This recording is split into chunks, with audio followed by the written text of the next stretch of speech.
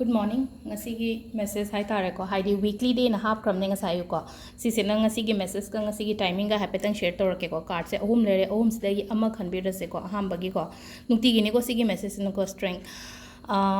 kaino ta wo haidi ki gano haidi pangan thongna leina thaba kumba to wi ba hai tare ko haidi nangonda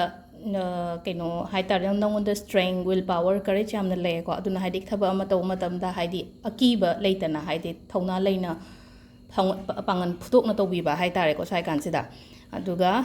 number 2 4 of cups ko haidi nangonda hojik leiba stress anxiety tension hai tare ko haidi chinta leiba te leiba ko pa dumba mayam do loina kauthokpio ko aduda khanjal leragadi amu hena phatabo erakani adu kauthokpa mayam darkar roi ko number 3 je ko haidi number 3 se hojik su sida su chamana na haidi ko sida su wakhan nuai taba khotaba yamna leye ko adung sai wakhan nuai taba duna maram oiraga akoi gi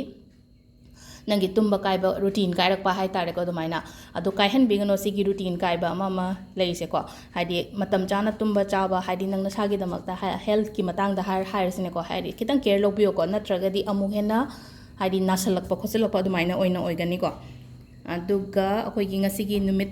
ki oina haidi timing afaba se ko pung 8 ga minute nifu dagina 12 ga minute 80 phau phai ko haidi thabak jathoke khotke mingonda call tauge ka hairagadi ko 8 ga minute nifu dagi ayuk kaino ayuki ni ko sisa ayuki se 8 ga minute nifu dagi nundhin ki pung 12 ga minute 80 phau bom lere aduga pung 2 ga minute 15 dagi pung 3 phau bom phai ko aduga nungdangina pung 3 tagina pung 9 ga minute 15 phau ba ama lere ko sigi numit agogi timing afaba hai tare ko sisina adu ngasi se kaino ni ko haila pon mine red set piyo red kumbal lai kat piyo ko do se da lai re khoi gi ngasi gi video se yam ten detail ngasi gi video se ko haidi ka shu yam na haidi nukti gi macha macha ne yam sang we darkar su oi den na ko thank you